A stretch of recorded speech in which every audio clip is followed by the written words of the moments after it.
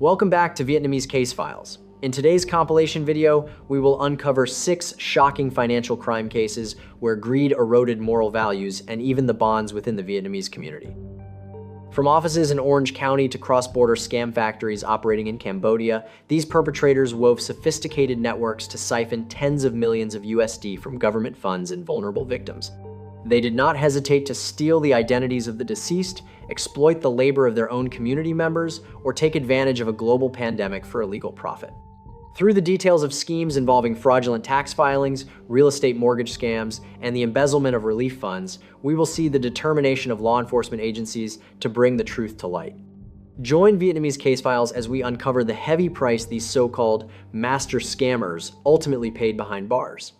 And if you enjoy investigative true crime content and want to follow along with Vietnamese Case Files in upcoming cases, don't forget to like, share, and subscribe so you won't miss a single episode. Now, let's begin.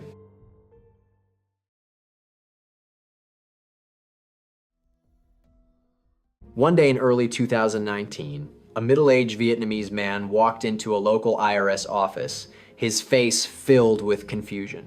He said he had just received a notice that his tax return for that year had been filed twice, even though he had not submitted any return at all. This unusual case was quickly escalated to federal investigators specializing in tax fraud. From their initial assessment, they realized this was likely only the tip of the iceberg, because similar cases soon began appearing one after another. Tracing paper records, electronic data, and leads linked to return preparation, investigators noticed that the suspicious filings gradually pointed back to the same place. A travel agency that also prepared tax returns in Westminster called Century Travel and Tax. Around the same time, another investigative track suggested that personal data had likely been leaked from public benefits files, as if someone on the inside had quietly provided information so another party could turn it into fake documents and fraudulent tax returns. Evidence included multiple benefit files opened under different names, but sharing the same contact address, as well as signs that information had been altered.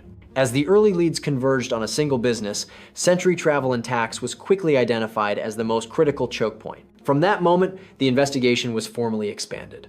The multi-agency task force then executed search warrants at several locations, including the Century Travel and Tax office in Westminster. There, agents found a large volume of suspicious financial paperwork, with stacks of tax forms and refund claims piled up. Most notably, they discovered numerous 1099 MISC forms filled out in a highly unusual way. Shortly afterward, computers, accounting books, and storage devices such as USB drives at the scene were seized for investigative purposes. The first critical leads began to come into focus. To begin with, there were signs that an employee within a public agency had provided many people's personal information to outsiders. This was reflected in the fact that most of the victims were individuals receiving social benefits and were connected to the same benefits counselor. Next, the fraudulent tax returns were consistently prepared through certain private tax preparation businesses. When investigators cross-checked the tax preparer identification numbers on the returns, they noticed 2 names appearing with striking frequency: Century Travel and Tax and Victory Tax Service, both located in Westminster. Finally, these fraudulent filings shared one clear common pattern.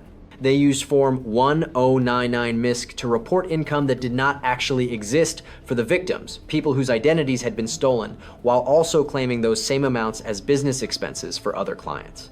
This method generated 2 illegal benefits at once. On one hand, it forced the government to pay out larger tax refunds. On the other, it helped certain businesses reduce the taxes they owed by inflating deductible expenses. The first real breakthrough came when a female victim, after understanding what had happened, provided a crucial detail.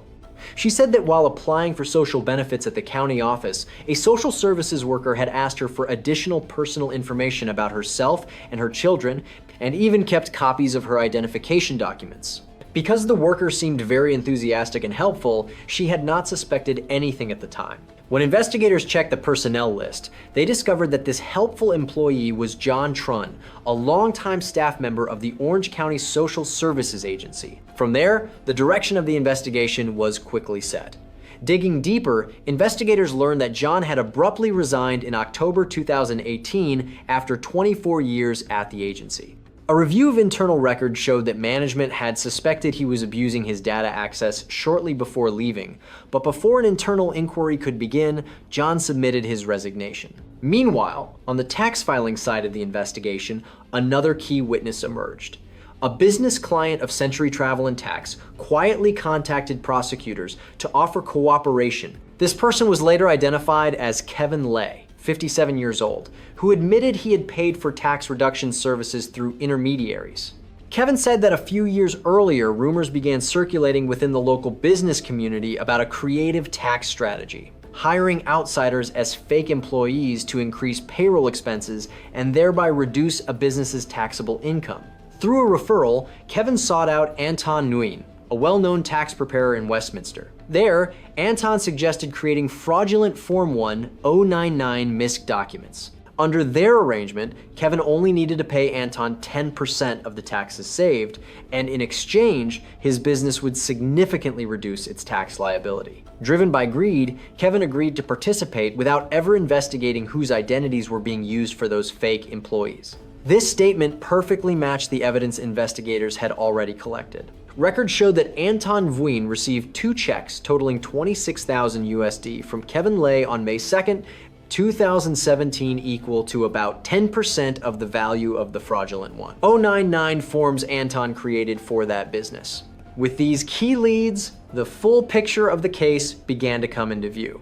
John Tran stole the personal information of people receiving social benefits, mostly immigrants with limited legal knowledge who feared losing their benefits and therefore did not dare to speak up. He supplied these identities to Anton Nguyen, the owner of Century Travel and Tax, and to Rosemary Pham, the owner of Victory Tax Service. This group played the central role in the scheme, creating a large number of fake tax filings to profit from 2 directions at once. On one hand, the stolen identities were used to file returns and claim refunds through credits, such as the Earned Income Tax Credit or the Child Tax Credit. On the other hand, the associated businesses inflated labor expenses to reduce the amount of tax they owed. At this point, the investigation entered its most intense phase, focused on consolidating evidence to end a fraud that had lasted nearly 9 years. The objective was clear: to collect and analyze all necessary proof in order to bring the suspects before the court. On the data analysis front, the IRS digital forensics team began extracting information from the seized computers and devices. They recovered emails, messages, and relevant note logs one by one. On Anton Nguyen's laptop, investigators found a list of social security numbers paired with names, matching many of the victims previously identified.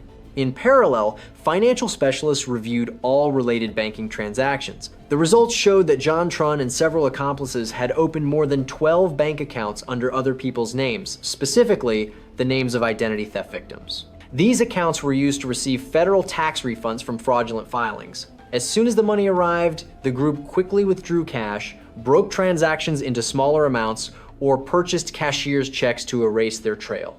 This method of laundering and dispersing funds helped them avoid the banking system's suspicious transaction reporting mechanisms. When investigators pieced together hundreds of small transactions, the overall financial picture gradually became clear. Nearly 1 million USD in federal tax refunds had been siphoned off, while participating businesses benefited by reducing roughly 3.7 million USD in taxes owed through inflated expense claims. Overall, the government lost at least 3.77 million USD in tax revenue, while also mistakenly paying out nearly 973 USD in refunds. All of these figures were carefully cross-checked against seized documents and witness statements to ensure legal accuracy. During the search of John Tran's residence, investigators uncovered additional key evidence. In his garage, they found a box of old files containing copies of many people's documents, including benefits applications, photocopies of identification papers, and social security cards. In addition, John's personal notebook suggested a gambling habit, with multiple pages recording sports betting scores and wager amounts. This was likely the vice that led him down the path of crime in search of money. In addition, another special investigative technique played an important supporting role: big data analysis. The investigative team used computer systems to scan tax filings nationwide in order to identify fraud patterns with shared characteristics. Through this method, they initially identified 433 suspicious filings. all tied to a cluster of tax preparation businesses in Orange County. Relationship link charts showed that the network center revolved around John Tran, Anton Nguyen, Rosemary Pham, and their associated clients. The combination of modern technology and traditional investigative methods enabled authorities to pinpoint the key suspects across the entire operation. As for witnesses who were identified as accomplices, their initial statements were evasive and denied responsibility. During questioning, Anton Nguyen denied knowing John Tran, admitting only that he had heard the name because they were part of the same community. Rosemary Pham likewise insisted her business activities were entirely legal and claimed she had done nothing wrong. However, when confronted with evidence from emails and check transactions, Anton began cooperating to a certain extent in hopes of receiving leniency. Given the scale of the case and the number of individuals involved, authorities decided to carry out a coordinated action plan. In the early morning of a day in late 2019, federal agents quietly approached and arrested John Tran at his home in Fountain Valley. Nearly at the same time, another investigative team went to Anton Nguyen's home. However, instead of being handcuffed on the spot, Anton was served with a subpoena. Because the allegations were primarily financial in nature, the flight risk was considered low, and he had legal representation. Rosemary Pham faced a similar situation when she was served with a subpoena at her home in Midway City. As for other accomplices who were business owners such as Kevin Lay, Thomas Nguyen, Peter Nguyen, Vinh Quoc, Cho Nguyen, and Sophie Nguyen, most had either cooperated with investigators or had already been charged earlier. The identities of the masterminds, in this case, truly shocked the local Vietnamese community because they were people who had long been seen as trustworthy. John Tran, in his early 60s, was a Vietnamese American and had worked as a social services employee in Orange County. He had settled in the United States from a young age, lived a stable life, and remained in public service for 24 years, from 1994 to 2018. Yet behind that seemingly ordinary exterior, John carried a gambling habit that had lasted for years.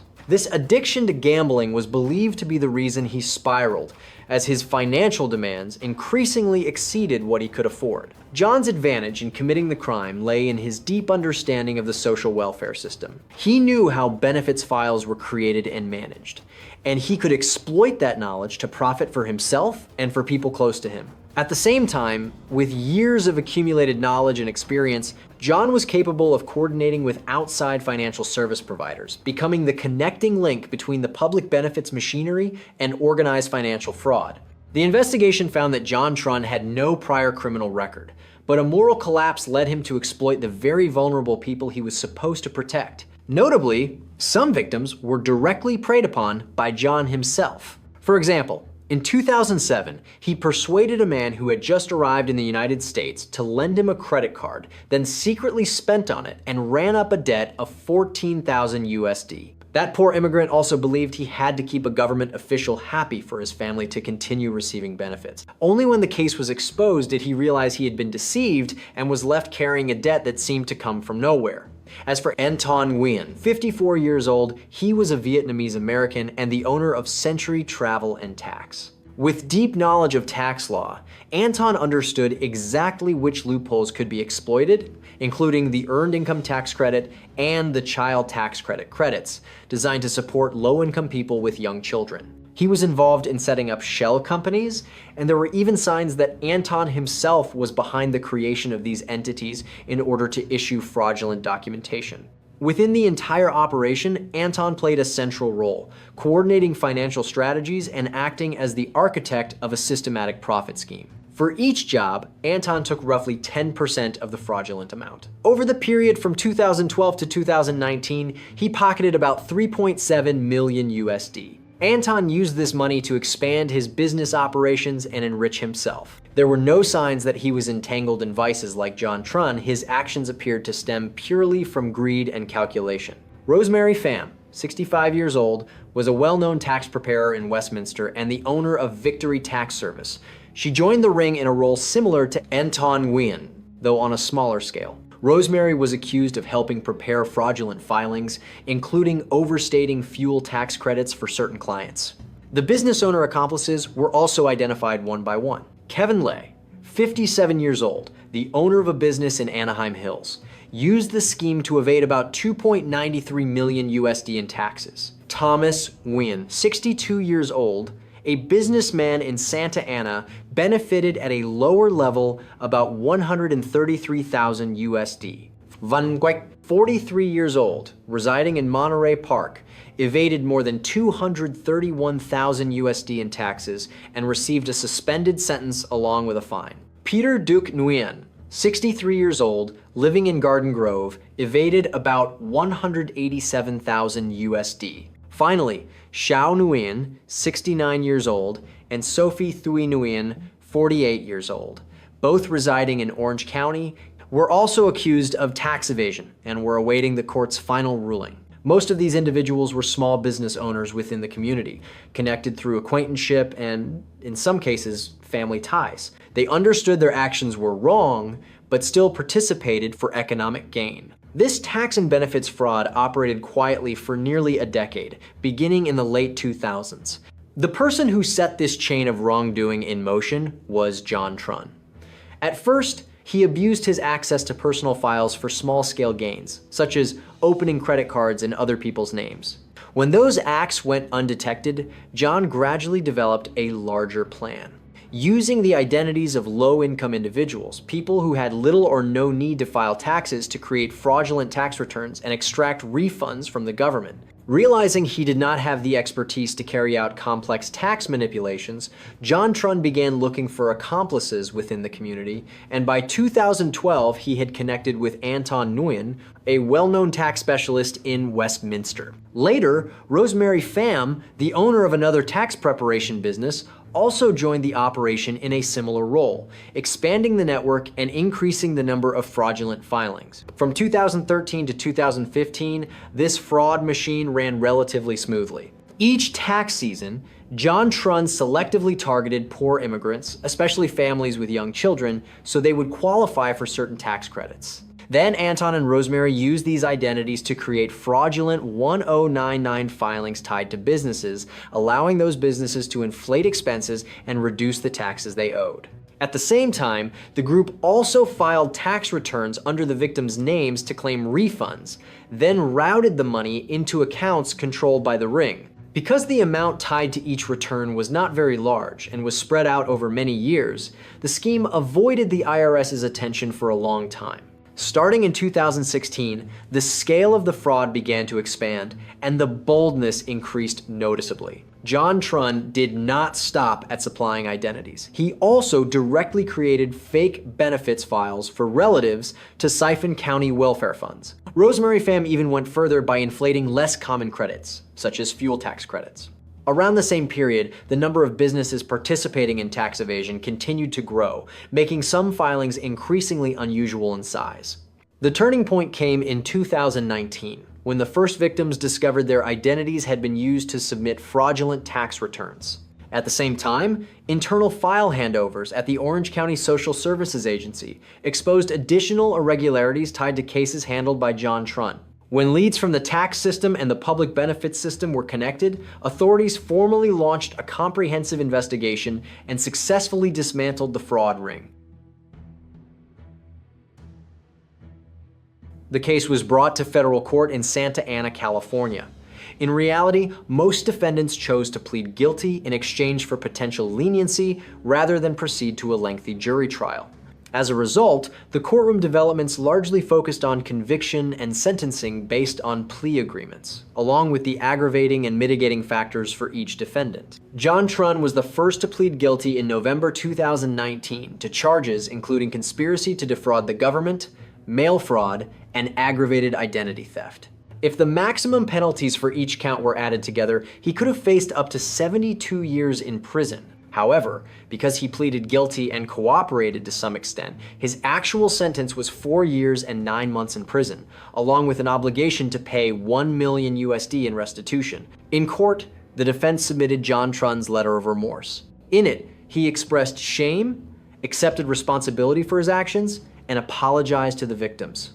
John also promised that after serving his sentence, he would rebuild his life and help the community with addiction prevention efforts. Anton Nguyen initially denied the allegations, but later reached a plea agreement on April 10, 2023. He pleaded guilty to 1 count of conspiracy to defraud the government, and in exchange, other charges, such as making false statements, were dismissed under the agreement. On August 21st, 2023, the court sentenced Anton Nguyen to 3 years and 5 months in prison, along with 3.7 million USD in restitution, equal to the total tax loss caused by the scheme. As accomplices pleaded guilty one after another and received sentences, Rosemary Pham also changed her position. She admitted to conspiracy to defraud and to assisting in the preparation of fraudulent tax filings.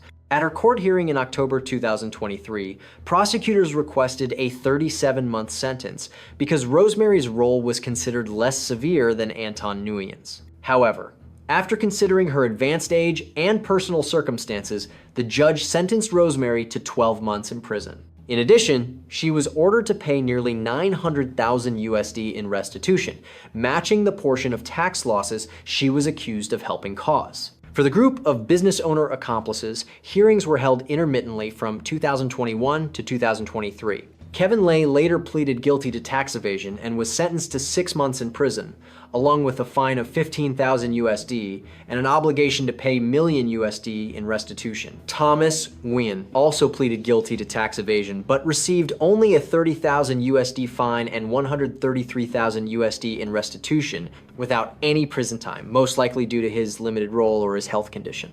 Vinh was sentenced to 2 years of probation, fined 5.5 thousand USD, and ordered to pay 231 USD in restitution. Peter Duc Nguyen, a similar sentence, 2 years of probation and 187,000 USD in restitution. Châu Nguyen and Sophie Thuy Nguyen both pleaded guilty and are awaiting sentencing with a maximum possible penalty of up to 5 years in prison, though it is likely they will also receive probation because they pleaded guilty early. Although the case has closed on the legal front, its social aftershocks have continued, especially within the Vietnamese community in Orange County. When local media reported the sentences for John Tran and Anton Nguyen, many people could not hide their shock and outrage. In their eyes, John was someone who should have protected the poor and vulnerable, yet he exploited the very people who placed their trust in him. On community forums, many voices condemned him for damaging the community's collective reputation, and some even called him a rotten apple who spoiled the bunch.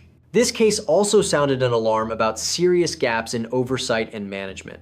Soon after, Orange County officials acknowledged their responsibility and quickly implemented necessary corrective measures. The Orange County Social Services Agency also strengthened internal audits and invested in improving its technology infrastructure. Regular audit cycles were applied to the benefits data system alongside the creation of a dedicated quality assurance unit to review files and detect unusual signs early. In addition, county leadership worked with the district attorney's office to establish a hotline, encouraging employees to proactively report suspicious conduct by coworkers. Modern monitoring technologies were also put into use to track and flag instances where employees access data beyond the scope of their duties, reducing the risk of similar misconduct happening again. From a media standpoint, the case did not cause a nationwide sensation, but it was still covered by major outlets such as the Los Angeles Times and the Orange County Register, drawing significant attention from the local public. From the information that was made public, people gained practical lessons for themselves. For residents, staying alert and protecting personal information is especially important. Whether dealing with government staff or private service providers, we should not hand over full identification documents unless truly necessary, and we should closely monitor tax and credit notices so we can detect unusual signs in time. In the spring of the year 2020, as the COVID-19 pandemic erupted and pushed countless small businesses across the United States into turmoil, the federal government hastily launched relief programs on an unprecedented scale. Among the most notable were the Paycheck Protection Program and the Economic Injury Disaster Loan Program, designed to help businesses maintain payroll and survive the crisis. However, from the very first rounds of disbursement, signs of irregularities began to emerge. In July of the year 2020, a group of viewers of the ABC7 television channel, After reviewing the list of companies that received assistance, contacted reporters to raise questions about a series of highly suspicious businesses. Specifically, 4 companies, 88 Cloud Computing, 88 Enterprise Services, 88 Investment Empire, and 88 Venture Capital, all reported having exactly 48 employees. Each of these companies received between $350,000 and $1 million USD from the relief programs. The fact that multiple companies declared the exact same number of employees and repeatedly used the number 88 in their names immediately caught the attention of investigative journalists. Upon conducting a quick search of business registration records, the ABC 7 News reporting team discovered that all 4 companies were owned by a single individual, Lebnitz Tran, aged 39, who was residing in the San Jose area of the state of California. Even more suspicious was the fact that all 4 companies mentioned above had only been established in May of the year 2020. Meanwhile, the rules of the Paycheck Protection Program clearly stated that businesses had to be operating before the 15th of February of the year 2020 to be eligible for a loan.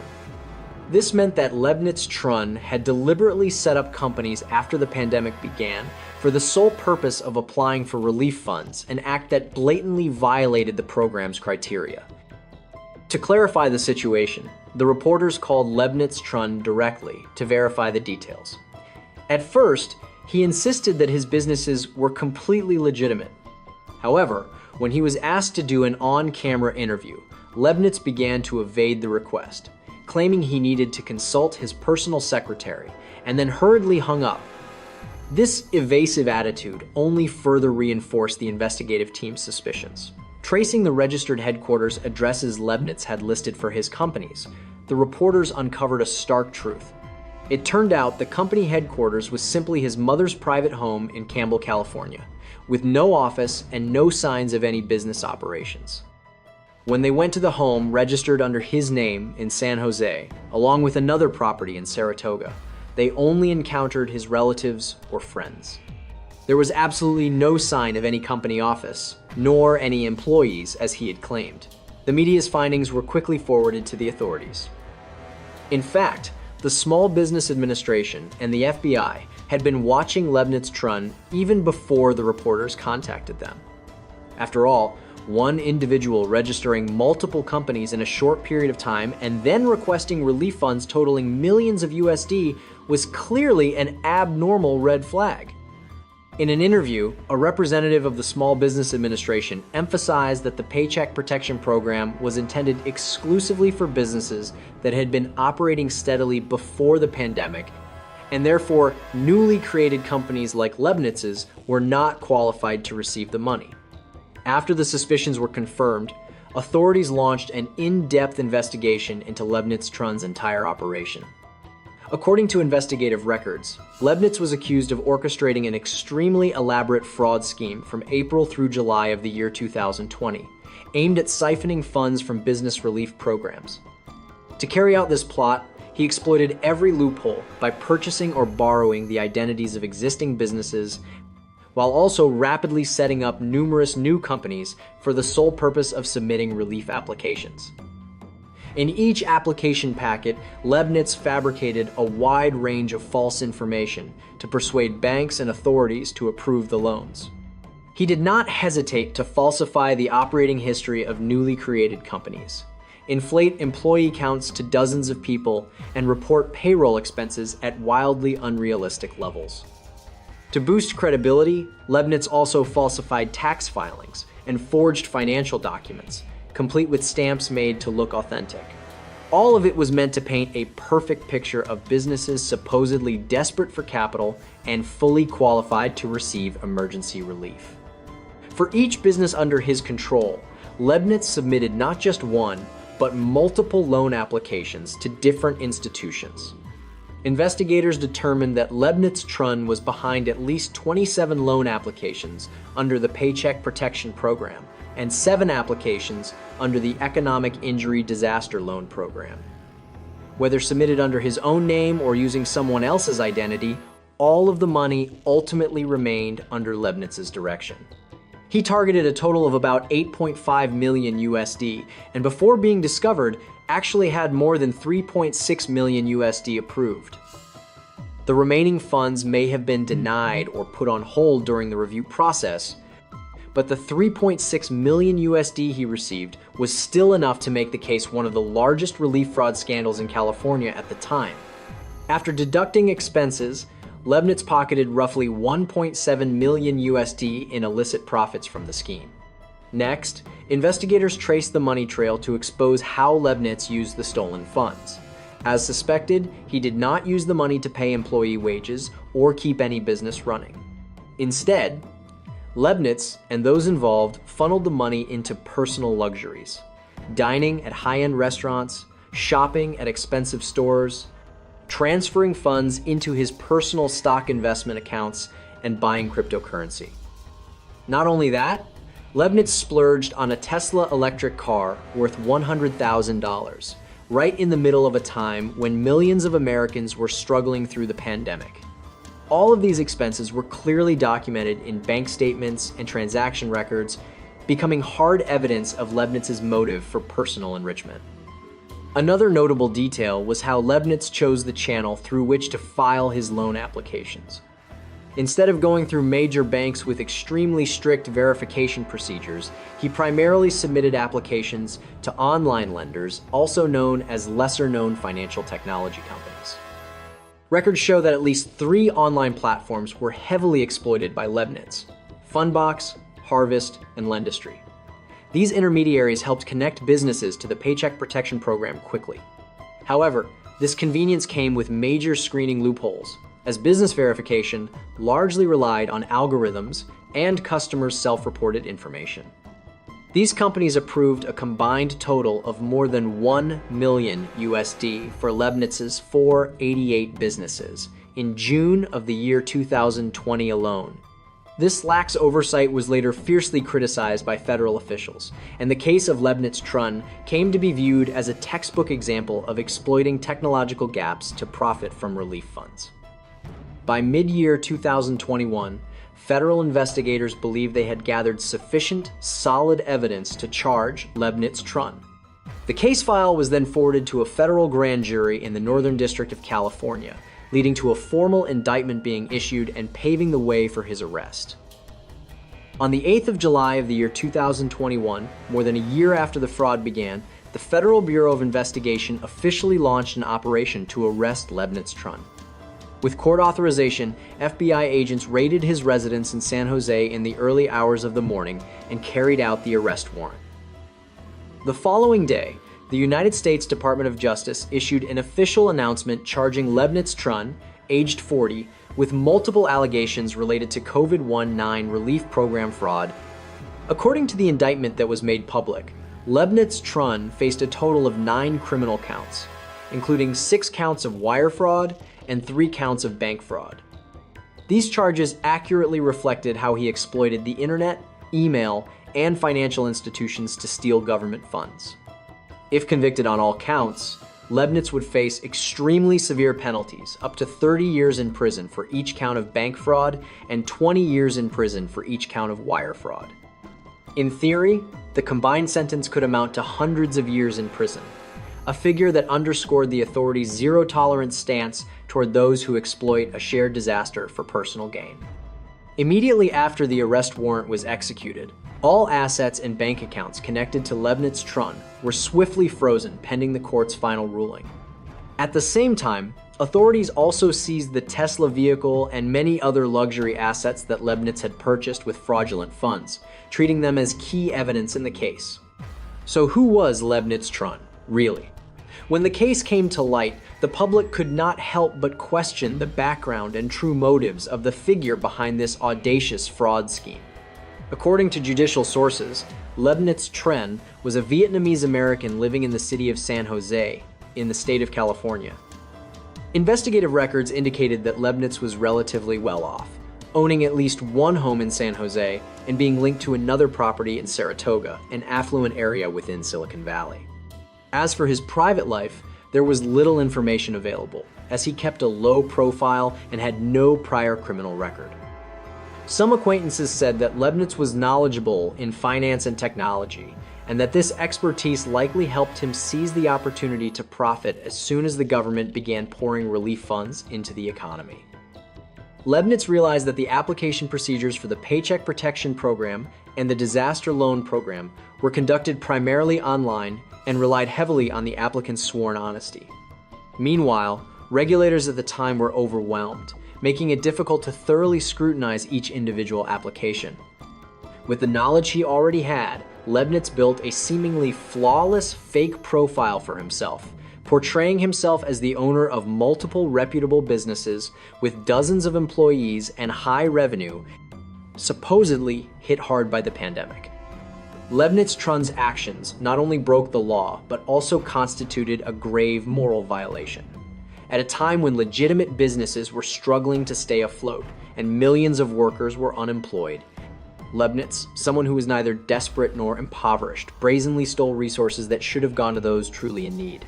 When the facade collapsed, Lebnitz Tran emerged as a super scammer of the COVID era, intelligent and highly calculating, yet contemptuous of the law and chillingly indifferent. The case of Lebnitz Tran was, in reality, only the tip of the iceberg amid the storm of fraud targeting pandemic relief funds. In the United States, when support packages such as the Paycheck Protection Program, disaster loan programs, unemployment benefits, and food relief were rolled out en masse, countless opportunists immediately rushed to exploit them for profit. According to a report from the Office of Inspector General published in June of the year 2023, as much as around 17% of the budgets of the two business support programs showed signs of fraud estimated at more than 200 billion USD in losses. Specifically, about 64 billion USD from the Paycheck Protection Program and 136 billion USD from disaster loan programs were suspected to have ended up in the hands of ineligible recipients or organized fraud rings. These staggering figures laid bare the brutal scale of a crisis within the pandemic itself, a fraud pandemic. In just a little over 2 years, more than 1,000 criminal prosecutions related to COVID-19 relief fraud were pursued across the United States, with 529 defendants convicted. Authorities recovered or froze nearly 30 billion USD in fraudulent funds from the Paycheck Protection Program and disaster loan programs, and that figure has continued to rise as investigations expanded. Lebnitz Tran was not the only person who used relief money to buy luxury cars. In fact, a string of other cases also shocked the public with similar storylines. For example, in May of the year 2020, a man in Florida named David Hines received 3.9 million USD in relief funds and immediately bought a Lamborghini Huracan worth $318,000, only to be arrested and later sentenced to 6 years in prison. In many other cases, defendants even used fraudulent money to purchase mansions, buy private aircraft, or indulge in lavish resort vacations. As a result, the United States Department of Justice described this as the largest fraud in a generation, with hundreds of billions of USD in aid stolen nationwide. Beyond the Paycheck Protection Program and disaster loan programs, many other relief funds were also drained at an alarming level. For instance, the Unemployment Benefits Program was defrauded of about 45.6 billion USD through tactics such as using the identities of deceased individuals or people who were not eligible to file benefit claims. Even worse, a scheme in the state of Minnesota ruthlessly siphoned off 250 million USD from food relief funds intended for underprivileged children, a case that once shook public opinion in the year 2022. These figures and incidents exposed a bitter dark side of the fight against COVID-19. Even as communities poured their hearts into helping one another, there were still people willing to profit unlawfully from society's shared pain. After being arrested and charged, Lebnitz Tran faced two choices: go to trial and confront all 9 counts, or negotiate a plea deal in exchange for a lighter sentence. With the evidence so clear, his attorneys understood that the chance of an acquittal was virtually zero. As a result, Lebnitz's side chose to negotiate a plea agreement with prosecutors. As a result, on the 30th of June of the year 2022, Lebnitz Tran formally pleaded guilty to 2 of the 6 wire fraud charges among the counts brought against him.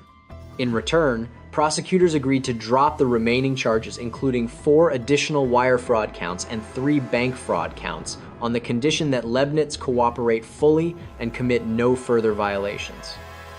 In court, Lebnitz admitted to the entire criminal conduct as described in the indictment, from setting up fake companies and falsifying documents to the 1.7 million USD he stole and how he spent that money.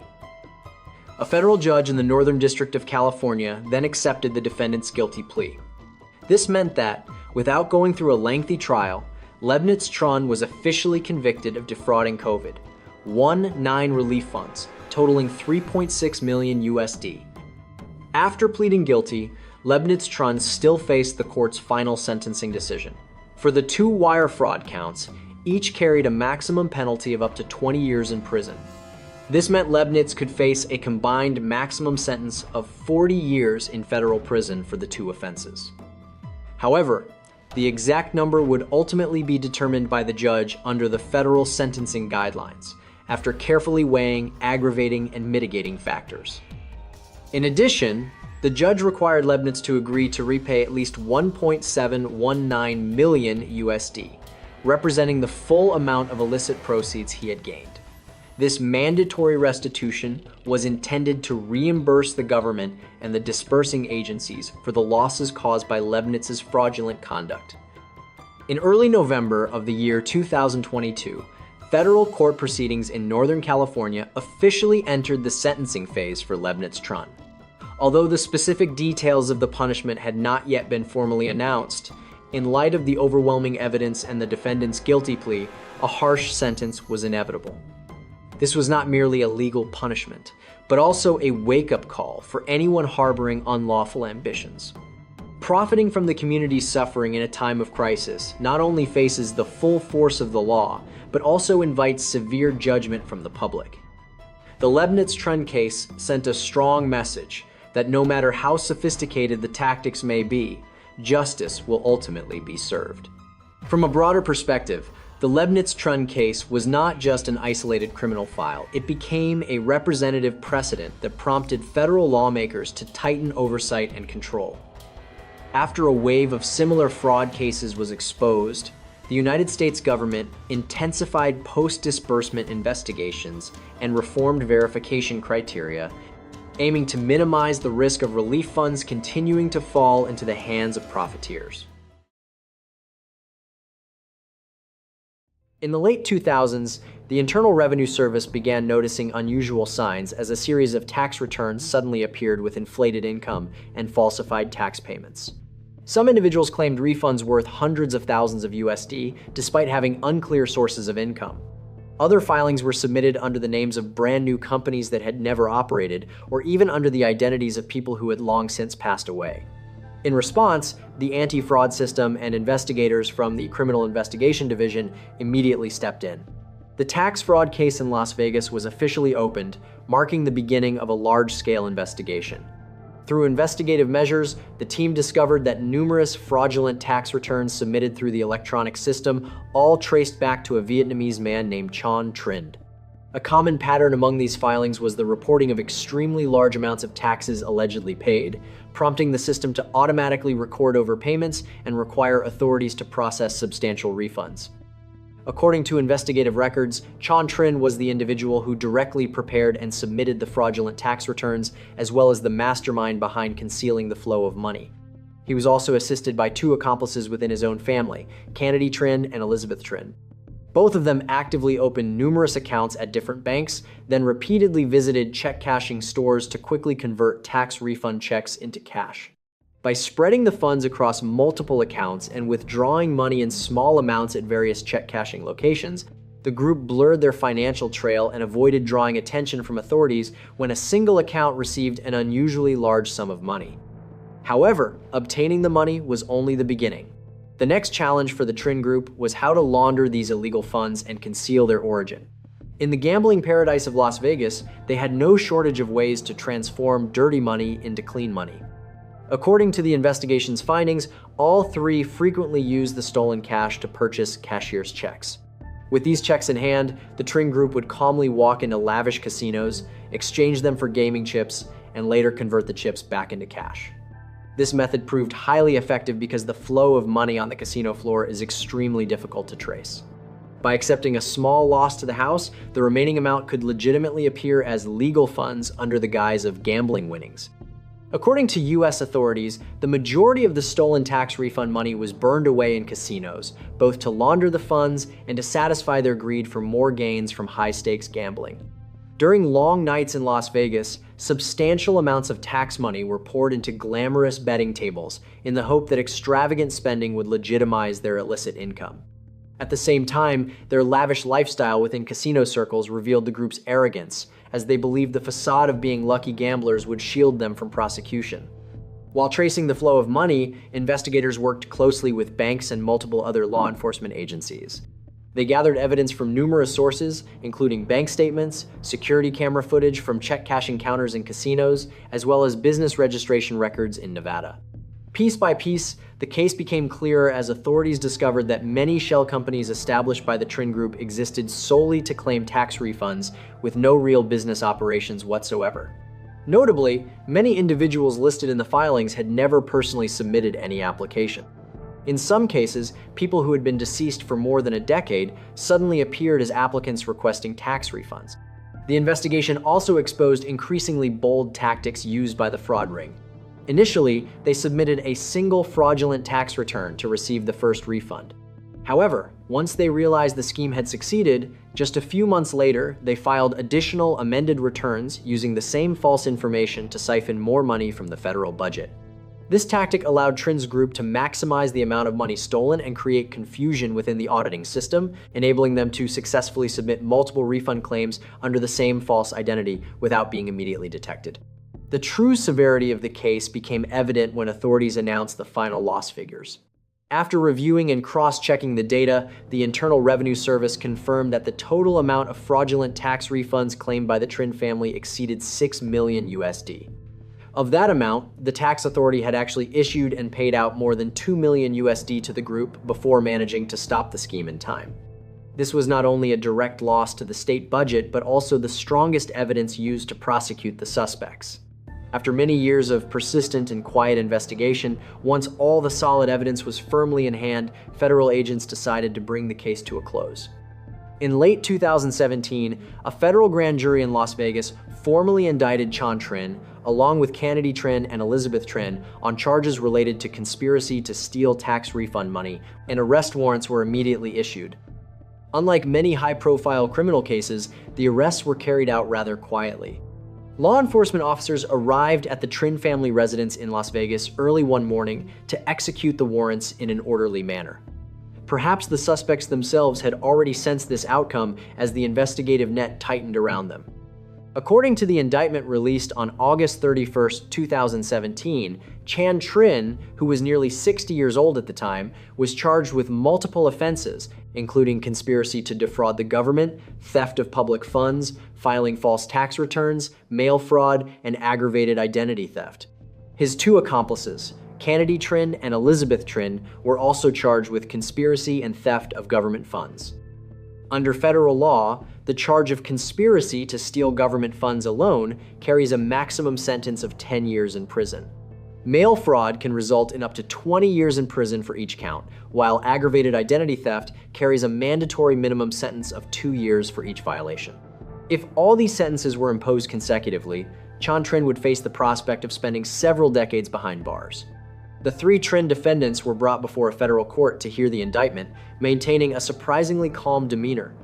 Faced with an overwhelming body of evidence presented by prosecutors, including fraudulent refund checks, bank statements, and surveillance footage capturing money exchanges, any attempt to deny the charges had become meaningless. By the end of 2018, all three family members decided to plead guilty in hopes of receiving leniency. They entered into plea agreements with prosecutors and admitted to fraudulently obtaining more than 2 million USD in tax refunds. At the same time, Tran also pleaded guilty to stealing the identity of his deceased older brother. This cooperation by the defendants helped authorities save significant time and judicial resources. During additional investigations to determine sentencing, information emerged suggesting that part of the stolen money had been transferred overseas or invested under other names. However, these details were not publicly disclosed during the open court proceedings. Nevertheless, it was clear that the investigative phase had officially concluded, moving the case into the sentencing stage with undeniable evidence firmly establishing their guilt. The individuals behind this case were three members of a Vietnamese family who had long settled in the United States. The ringleader was identified as Tran. Before his arrest, Tran maintained such a perfect facade that no one suspected a thing. He lived quietly, avoided showing off, and was even described by neighbors as a gentle man devoted to caring for his family. However, hidden beneath that mask was an ambition to get rich at any cost. Tran was the mastermind who devised the plan to exploit loopholes in the US tax refund system for personal gain. Most shockingly, he coldly used the identity of his deceased older brother to facilitate the crime, turning the loss of a loved one into a tool for making money. This act of stealing the identity of the deceased not only subjected Tran to additional severe penalties, but also sparked public outrage over the moral decline reflected in such behavior. The next accomplice in the case was Tran, a member of Tran's family. According to court records, Tran acted as Tran's trusted right-hand man, directly participating in opening bank accounts as well as depositing and withdrawing cash from fraudulent tax refund checks. He could be considered the group's treasurer, responsible for circulating and withdrawing funds in the safest way possible. Tran personally benefited significantly from the illegal proceeds, using the money to fund a lavish lifestyle and indulge in all-night gambling sessions at Las Vegas casinos. The final piece of this scheme was Elizabeth Tran. She also played a supportive role similar to Tran by helping to process the fraudulent tax refunds, using her name to open accounts and cash checks in order to conceal the source of the money. Although her role appeared less prominent than that of the other two accomplices and she seemed to be acting under instructions, the legal responsibility she faced was by no means minor. The involvement of both relatives demonstrated that Tran had ruthlessly drawn his own family members into a path of crime, a detail that left the local Vietnamese community deeply shocked. Overall, the case of Tran's family was not an isolated incident. In fact, during that period, multiple similar tax fraud schemes surfaced within the Vietnamese community in the United States, painting a troubling picture of organized financial crime. A notable example was the tax refund fraud scandal involving Trong Nguyen and Deep Vinh in San Jose, California. In 2017, these two individuals were accused of conspiring to fraudulently obtain approximately 1.5 million USD in tax refunds. Their method involved using the identities of homeless individuals and many other Vietnamese origin residents to file false tax returns. To erase their tracks, the pair rented post office boxes as mailing addresses to receive refund checks instead of using their real addresses. Notably, Deep Vinh personally went to homeless shelters, persuading homeless individuals to provide their personal information under the pretense of applying for government unemployment benefits. She then used this data to submit numerous fraudulent filings in order to siphon funds from the Internal Revenue Service. Next was the case of Justin Phan in Florida in 2016. At the time, he was 51 years old and the owner of a travel business that also provided tax preparation services. According to records from the Department of Justice, during the period from 2008 to 2010, Justin deliberately underreported his income by a substantial margin to evade tax obligations, an act that ultimately led to legal consequences. Although his method differed from schemes involving fraudulent tax refunds, this case also clearly demonstrated dishonesty in financial reporting among a segment of residents. The series of cases mentioned above, together with the scandal involving the Tran family, served as a serious warning within the community. In recent years, the Internal Revenue Service has repeatedly issued urgent alerts regarding identity theft and tax refund fraud.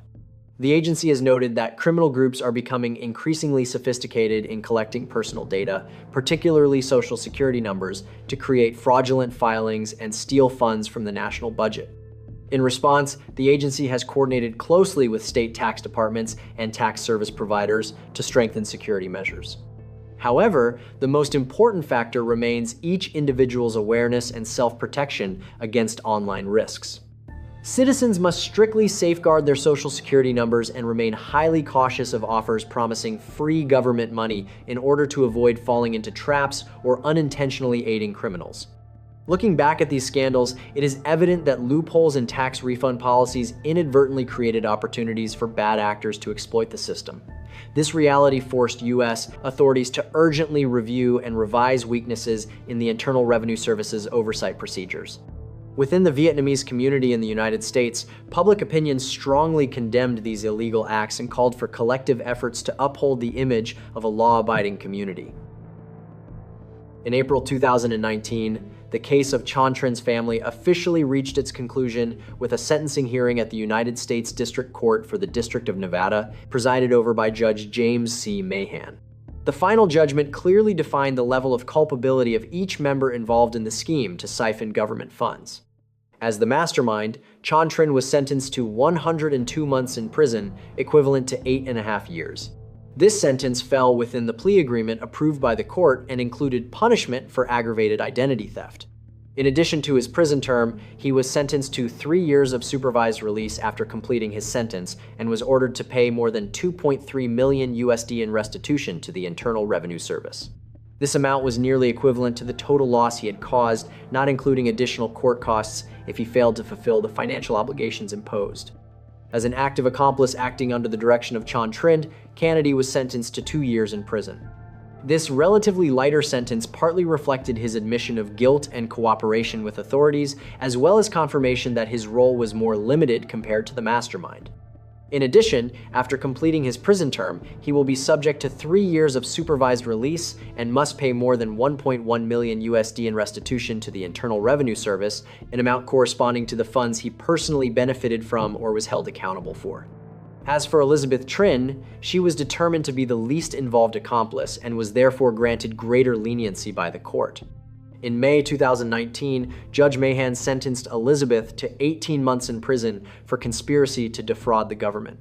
This sentence was significantly lower than the maximum possible penalty of 10 years she could have faced, demonstrating that she had cooperated well and played a secondary role in the scheme. Similar to Kennedy, she will also serve 3 years of supervised release after her release from prison and must pay more than 360,000 USD in restitution to the Internal Revenue Service, representing the portion of funds she helped misappropriate. During the sentencing hearing, Judge Mahan emphasized the serious nature of the case, affirming that it was an organized fraud scheme carried out over many years that eroded trust in the tax system. He particularly condemned the exploitation of a deceased person's identity, considering it an aggravating factor that made leniency difficult. Nevertheless, the judge acknowledged that the defendants' guilty pleas had saved public resources and expressed hope that they would reform after serving their sentences. Representatives of the Department of Justice stated that the sentence served as a stern warning to anyone intending to profit from taxpayers' money. After the hearing, the Tran family was left divided as all 3 members were taken into federal custody. The case stirred significant discussion within the Vietnamese community in Las Vegas as well as across the United States.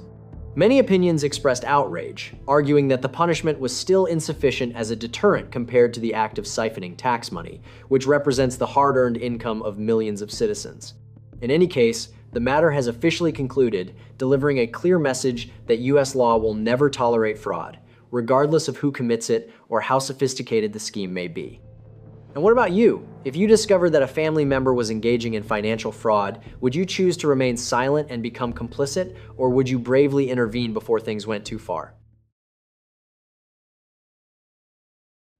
In September 2024, the story began in Thanh Hoa with Mr. Lê Văn M and Miss Q Thi H. They unexpectedly received a phone call from someone claiming to be a ward police officer, informing them that their child's identification information needed to be updated. Believing it to be an official request, the couple followed the instructions and installed an application called Public Service, which displayed the national emblem as its icon. However, immediately after completing the data entry process, the entire $164,000 in their bank accounts disappeared. A similar scheme occurred to Miss Nguyen Thit L in Bac Ninh. After being tricked into installing a fake public service application, she lost $32,000. Sensing irregularities, the victims promptly reported the incidents to investigative authorities. Around the same time, residents in other provinces also reported similar situations. The common method involved scammers calling victims while impersonating police officers and requesting record updates. Within minutes, the money in their bank accounts would vanish. Recognizing the serious nature of the case, the Bac Ninh Provincial Police immediately launched a special investigation to dismantle this cross-border high-tech fraud ring. Initial leads indicated that this was not an isolated scam. On the contrary, all evidence pointed to a large-scale criminal organization employing highly sophisticated tactics involving dozens of participants. Through advanced investigative measures, detectives obtained crucial data from an iPhone 8 Plus provided by a confidential source. By piecing together this digital evidence with information from the victims, the full structure of the fraud network gradually came into view. It was a systematically operated organization with a headquarters based in Cambodia and led by foreign nationals. According to investigators, since late 2023, a group of Chinese nationals had established a base in the Tam Tai Tur area of Ba Viet City, Svai Rieng Province, Cambodia. This location lies near the Vietnam border, creating favorable conditions for covert activities. From there, they recruited dozens of young people from provinces such as Bac Ninh, Quang Ninh, Haiphong, and Thanh Hoa to work for them.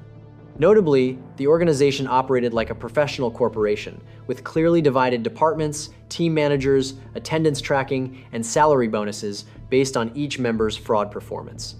To avoid detection by authorities, all communication was conducted via social media platforms and the encrypted messaging application Telegram. This was also where they exchanged detailed scam scripts. Their tactics were meticulously structured into 3 stages, internally referred to as the Cow 1, Cow 2, Cow 3 model, targeting each victim in sequence. First, the Cow 1 group handled initial contact. They impersonated commune or ward police officers and called residents, citing reasons such as updating population data, citizen identification information, or electronic health records to gain trust.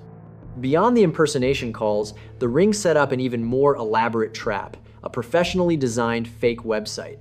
After offering reassurances that it was merely a routine administrative update, they sent a link and repeatedly urged victims to open it immediately on their phones.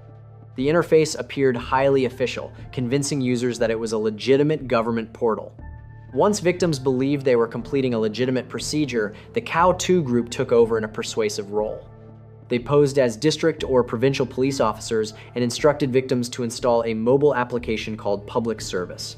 In reality, this was a fraudulent app mimicking the National Public Service portal, even displaying the national emblem to enhance credibility. More dangerously, the application contained malware that allowed the scammers to remotely control the victim's phone. Finally, the Cow 3 unit, composed of computer technicians, used that access to infiltrate banking applications. Within minutes, the entire balance in the victim's account would be drained. Notably, the group specifically targeted Android users. Technically, the Android operating system has an open architecture that allows installations from sources outside the official App Store. This made it easier for the criminals to distribute fake applications without undergoing strict review procedures. However, a major question remained. Why were funds still withdrawn even though the accounts had security measures in place, including facial recognition authentication? The answer lay in an extremely sophisticated manipulation script. The criminals not only took control of the devices but also cleverly tricked victims into performing the biometric authentication themselves. In other words, while victims believed they were completing verification steps to finalize administrative procedures, they were in fact unknowingly authorizing a login session or a money transfer. The scammers instructed them to look at the screen to verify their identity or to complete what sounded like legitimate synchronization steps. The moment victims positioned their faces in front of the camera as directed, the final layer of security was effectively breached. By applying this so-called 3-step chain method, the criminal group successfully trapped countless victims. From May 2024 to early 2025 alone, tens of thousands of people nationwide fell prey to these impersonation calls. The total amount of money misappropriated reached a staggering sum of more than 38 million USD.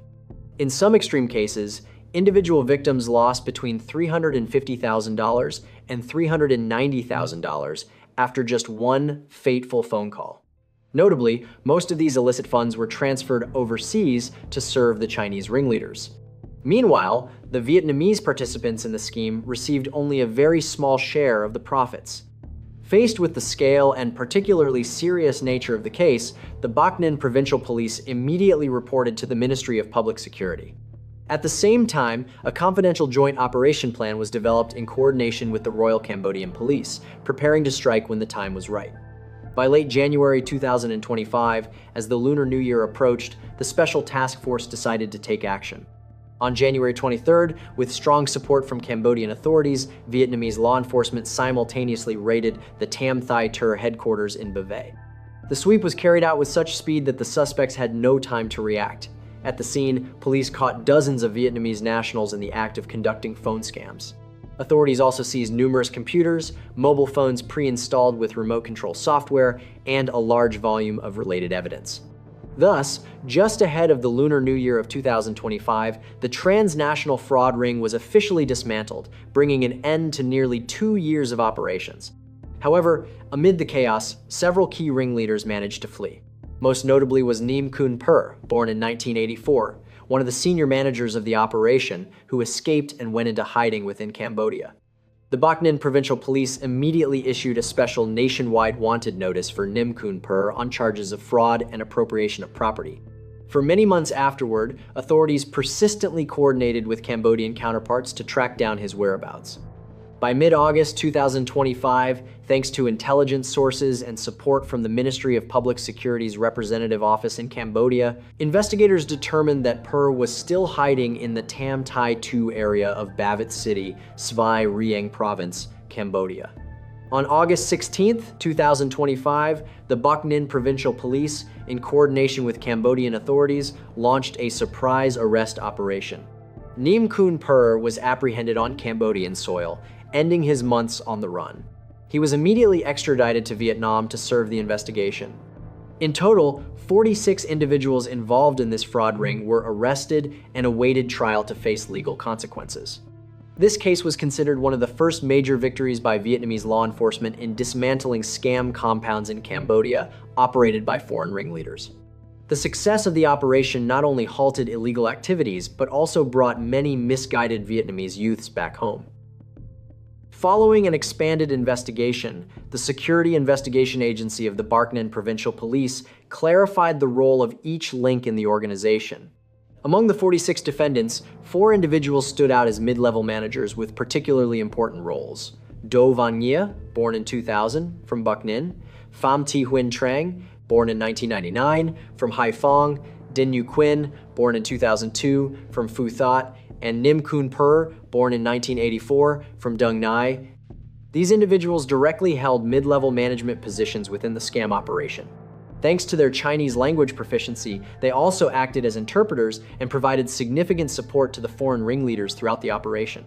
Trusted by their bosses, this group was responsible for supervising employees and assigning scam scripts to each cow team. They were required to submit daily reports and ensure that fraudulent revenue met designated targets. In essence, Nghia, Trang, Quinn, and Par were employees themselves. However, due to their language skills, technological knowledge, and boldness, they quickly rose to managerial roles within the criminal organization. Notably, media outlets highlighted Pham Thi Huyen Trang, 27 years old, nicknamed the Hot Girl, who helped run the fraud ring.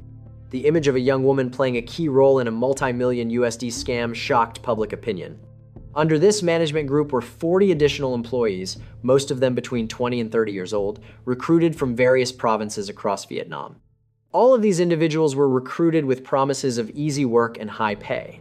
They then legally traveled to Cambodia to formally join the operation. According to their statements to investigators, none of them were coerced. The primary reason they joined was greed and the belief in the prospect of making quick money abroad. Within the compound, each person was assigned a specific role. Some impersonated police officers making threatening phone calls, others posed as officials, guiding victims through procedures, while another group acted as technicians monitoring computers to execute fund transfers. The operation ran with precision and coordination, following memorized scripts designed to break down victims' psychological defenses as quickly as possible. In return for their involvement, members received a fixed monthly salary along with commissions based on the percentage of money they successfully scammed. In reality, however, each employee earned only between approximately $8,000 and $40,000 throughout their time in the operation. Meanwhile, the vast majority of the nearly 40 million USD obtained was funneled directly to the foreign ringleaders. Notably, among the defendants were individuals with prior criminal records. For example, Vinh Dirk admitted to previously being involved in a case related to illegal possession of military weapons. This detail revealed that several participants were already seasoned and highly reckless offenders. However, the true identities of the Chinese masterminds directing the entire operation remain unknown. During the trial, the defendants stated that they only knew their superiors through online aliases. All orders were transmitted via messaging applications and had to be followed unconditionally. Immediately after the ring was dismantled, the foreign ringleaders likely erased their traces and fled. Vietnamese authorities are currently coordinating closely with counterparts in China and Cambodia to continue tracking down the true masterminds behind the scheme. It can be said that this case represents only the tip of the iceberg in the growing crisis of cross-border online fraud in recent years. From 2022 to 2025, numerous scam compounds led by Chinese criminal groups have sprung up across Cambodia, Laos, and the Philippines. These operations have attracted thousands of individuals from various countries, including many Vietnamese nationals. In Cambodia, beyond bustling casino hubs such as Sihanoukville, cybercriminals have also exploited border areas near Vietnam, including Ba Ve City in Svai Rieng province, to establish their bases. The Tam Tai Tu area in particular became a hotspot for recruiting Vietnamese workers. Taking advantage of geographical proximity, the criminals were able to easily build communication networks and target fellow Vietnamese citizens. Between 2023 and 2025, thousands of Vietnamese workers were lured to Cambodia under the guise of tourism or, in worse cases, trafficked into scam compounds. Many later had to call for help from their families and authorities after being forced into labor and subjected to mistreatment if they failed to meet assigned quotas. In response to this alarming situation, the Cambodian government launched multiple nationwide crackdowns.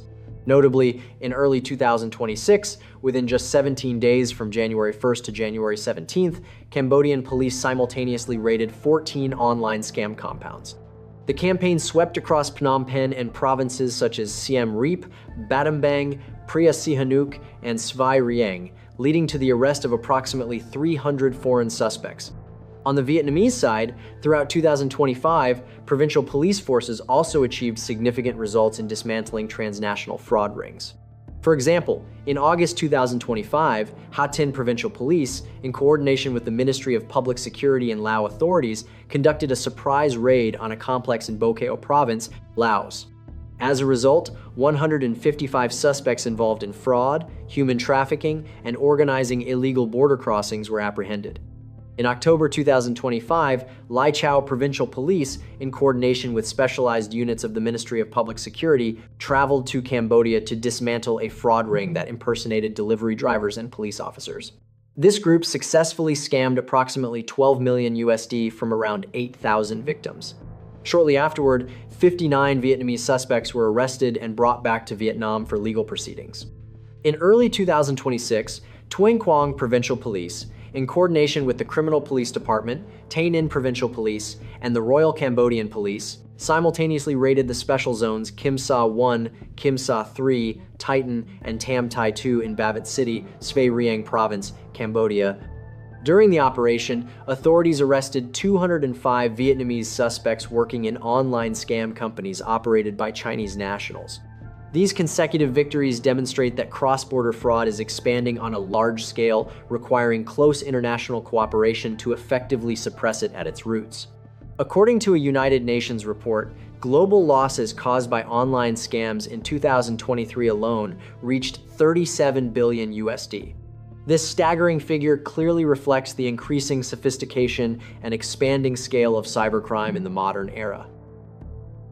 After nearly a year of active investigation and prosecution, on February 2, 2026, the People's Court of Bac Ninh Province officially opened the first instance trial of 46 defendants charged with fraud and appropriation of property. Due to the large number of defendants and the involvement of multiple provinces, the trial was held at the former Bac Ninh Provincial Police Detention Center to ensure security and adequate courtroom space. Lasting 5 days, from February 2nd to February 6th, 2026, the trial attracted significant public attention. Many victims from across the country traveled long distances to attend, hoping to witness the scammers being held accountable. Standing before the court, all 46 defendants bowed their heads and pleaded guilty. they admitted to participating in the fraud ring with specifically assigned roles. During the proceedings, they provided detailed accounts of the organization's operational methods and expressed remorse. Notably, they stated that they had received only a small fraction of the enormous sum that had been misappropriated.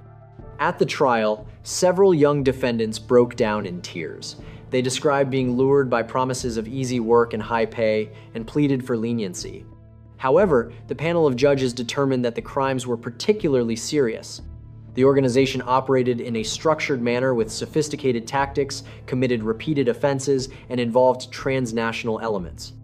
More gravely, the defendants exploited the name and credibility of state authorities to misappropriate property from a large number of citizens. This not only caused severe economic losses, but also undermined public order and the reputation of government institutions. Therefore, a strict and proportionate sentence was deemed necessary to serve as both punishment and general deterrence. On the afternoon of February 6, 2026, the People's Court of Bac Ninh Province officially delivered its verdict. The four key defendants who served as core managers and interpreters, Do Van Nghia, Pham Thị Huyen Trang, Din Nhu Quinn, and Nim Kun Per, were sentenced to life imprisonment, the harshest penalty imposed in the case.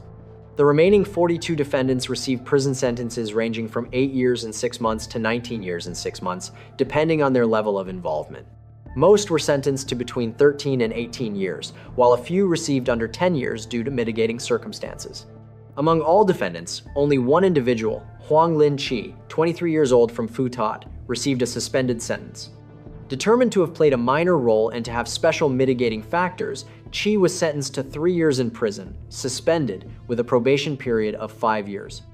In addition to imprisonment, the court ordered the defendants to jointly compensate the victims for the total amount misappropriated, which amounted to nearly 40 million USD. However, at the time of trial, only a few $100,000 USD had been recovered from the group. This figure was negligible compared to the enormous losses inflicted. It also meant that most victims would have little chance of recovering their hard-earned money. Nevertheless, the severe sentences received broad public support and were seen as a strong warning against high-tech crime. The trial concluded after 5 tense days, marking the end of nearly a year of relentless investigation by law enforcement authorities. Yet the lesson remains. This tragedy once again reminds us of a harsh reality. In the modern world, criminals do not need to show their faces to destroy lives. They exploit trust, lack of awareness, and even our invisible fear of authority. Although the scam compound at the border has been dismantled, other tentacles continue to reach out silently, waiting for the next victim with just a single tap on a screen. Always remember that law enforcement agencies never conduct official business over the phone or request the installation of unfamiliar applications to update personal data.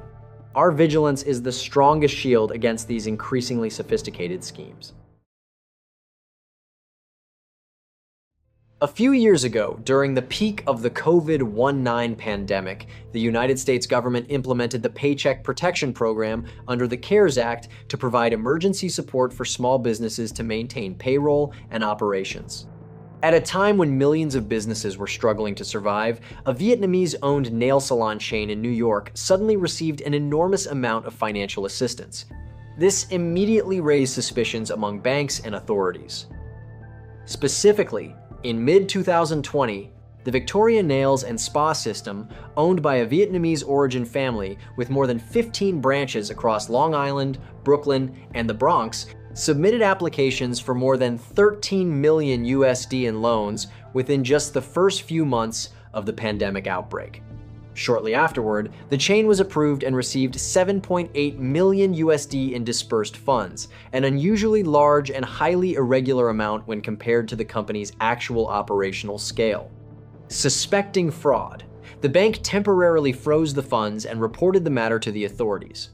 Upon learning that the accounts had been frozen, the owner of the nail salon chain panicked, withdrew the loan applications, and voluntarily returned the money to the bank in hopes of avoiding legal scrutiny. However, it was precisely these unusual activities that made authorities even more determined to uncover the truth. The case officially became a major investigation into an alleged scheme to fraudulently obtain relief funds on a scale of tens of millions USD. Who were the real individuals behind this well-known nail salon chain in New York, and what did they do to bypass the verification system of the Paycheck Protection Program? After receiving the report from the bank, investigators immediately launched an inquiry. The United States Attorney's Office for the Southern District of New York coordinated with multiple agencies, including the FBI, the Office of Inspector General of the Small Business Administration, and the Internal Revenue Service to conduct the investigation. Investigators began reviewing all loan applications submitted by the Victoria Nails and Spa chain under the Paycheck Protection Program. The findings quickly revealed numerous irregularities and blatant misrepresentations in the declared information. First, records showed that the salon owners had grossly inflated the number of employees and payroll figures to an unimaginable extent. Specifically, in one loan application, they claimed their nail salon employed 34 workers with a total payroll exceeding 2.3 million USD in 2019. However, tax records previously submitted to the New York State Department of Labor showed that for the entire year, they had only 4 employees with a very modest payroll. The group even used fabricated employee lists by using the name of a single worker to report payroll for 7 different nail salons during the same period. These implausible figures served as clear evidence of systematic fraud.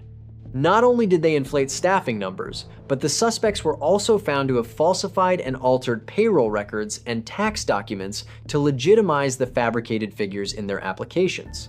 They prepared highly sophisticated paperwork to demonstrate extraordinarily high wages, thereby requesting loan amounts far exceeding the business's actual qualifications. In addition, another sophisticated tactic was employed: submitting loan applications simultaneously to at least 2 different banks to maximize the amount of money they could obtain. In total, more than a dozen loan applications were submitted between April and June 2020 through a series of companies under the same ownership, including the nail salon chain and other shell companies. The verification process painted a comprehensive picture of the suspect's scheme. They exploited loopholes in the expedited review process to transform their businesses on paper into establishments employing hundreds of workers. The purpose was to secure enormous loans that could be forgiven if used for employee payroll. Clearly, this was not an accidental mistake, but a deliberate and carefully calculated act of fraud. Notably, during the investigation into the fraud, authorities uncovered another lead pointing to equally serious criminal conduct by the same group of suspects. Through information sharing between Homeland Security investigations and Vietnamese authorities, a transnational illegal immigration ring linked to the aforementioned nail salon owners gradually came to light. Earlier, in Long Island, New York, local police received a report from a Vietnamese individual who claimed to have been deceived into traveling to the United States and forced to work in nail salons under harsh conditions. After this information was forwarded to Homeland Security investigations, authorities were astonished to discover that the suspects in the human smuggling case were the same individuals under investigation for relief fund fraud. What had initially appeared to be 2 separate cases had now converged into one, exposing the group's extensive and multi-layered criminal activities. An interagency task force was immediately established to dismantle the entire transnational criminal network. As the investigation expanded, United States authorities even traveled to Vietnam to coordinate with local officials and gather additional evidence regarding the illegal immigration operation. The case file was swiftly finalized with 6 criminal charges filed against the suspects in the United States District Court for the Eastern District of New York. At this point, the profiles of the masterminds became clear. They had not only misappropriated tens of millions USD in government relief funds, but had also ruthlessly exploited the labor of their own compatriots. After months of covert investigation and evidence gathering, authorities determined it was time to act. On December 10, 2020, a coordinated operation was launched simultaneously to arrest the key suspects. At dawn, federal agents surrounded multiple targeted locations. Mein Ngoc Nguyen, 44 years old, identified as the ringleader, was arrested at his residence in Hicksville, Long Island. Nearly at the same time, siblings Dat Tut Ho, 33 years old, and Victoria Dio Y Ho, 31 years old, were also apprehended at their homes. The arrests were carried out swiftly, leaving the targets with no opportunity to react. At the scene, authorities seized numerous important documents and pieces of evidence, including computers containing falsified payroll records, bank statements related to loans obtained through the Paycheck Protection Program, and identification documents belonging to several Vietnamese workers suspected to be victims of the illegal immigration ring. All suspects were subsequently transported to federal headquarters for questioning and formal arraignment in accordance with legal procedures. Victoria D.Y. Ho was brought before the federal court in Manhattan, Southern District of New York, due to her direct involvement in the bank loan fraud case. Meanwhile, Minh Ngoc Nguyen and Dat Tut Ho were required to appear before the federal court in Central Islip, Eastern District of New York, to answer both the fraud charges and the allegations related to illegally smuggling Vietnamese nationals into the United States. This separation ensured that proceedings in the two different jurisdictions were handled simultaneously on the same day. News of the arrests was quickly made public. Acting United States Attorney Seth D. Ducharme held a press conference to announce details of the 6-count indictment against Dat Tut Ho and Minh Ngoc Nguyen related to conspiracy to exploit labor and defraud government agencies. Almost simultaneously, Acting United States Attorney Audrey Strauss also issued a press release announcing the prosecution of the defendants for allegedly defrauding the government of more than 13 million USD in loan funds. These serious allegations sent shockwaves through the public, particularly within the Vietnamese community in New York. According to investigators, the suspects in this case were all members of a Vietnamese family residing in New York. Among them, Minh Ngoc Nguyen, also known as Peter Nguyen, was identified as the mastermind and ringleader. The two remaining accomplices were siblings Dat Tet Ho, 33 years old, and Victoria D.O.Y. Ho, 31 years old. The three jointly managed the Victoria Nails and Spa brand, which comprised more than 15 nail salons and spas spread across areas with large Vietnamese and Asian populations in New York. From the outside, the family cultivated the image of successful entrepreneurs, with nail salons that were consistently busy and well regarded within the community. However, behind that polished facade lay darker truths that gradually came to light. Minh Ngoc Nguyen was believed to have devised the plan to exploit the Paycheck Protection Program as soon as the relief package was announced in April 2020. Leveraging his familiarity with administrative procedures, Minh recruited the Ho siblings into the scheme and assigned each of them specific roles. Victoria D.Y. Ho was responsible for directly handling the paperwork by preparing falsified payroll records, entering fabricated employee information into the loan applications, and communicating with the banks. Meanwhile, Dat Tut Ho managed the shell companies and bank accounts used to receive the funds. He also listed himself as the owner of several establishments within the chain in order to distribute the loan applications across multiple legal entities. In their personal lives, Dat Tut Ho and Victoria D.Y. Ho lived with their extended family in Hicksville, Long Island, while Minh Ngoc Nguyen resided nearby. According to neighbors, although the family appeared wealthy, they kept largely to themselves. They frequently hosted visitors, mostly individuals of Vietnamese origin, who would stay for a period of time before quietly leaving. It was only after the case came to light that neighbors realized those visitors were workers who had been brought into the United States illegally to work at the group's nail salons.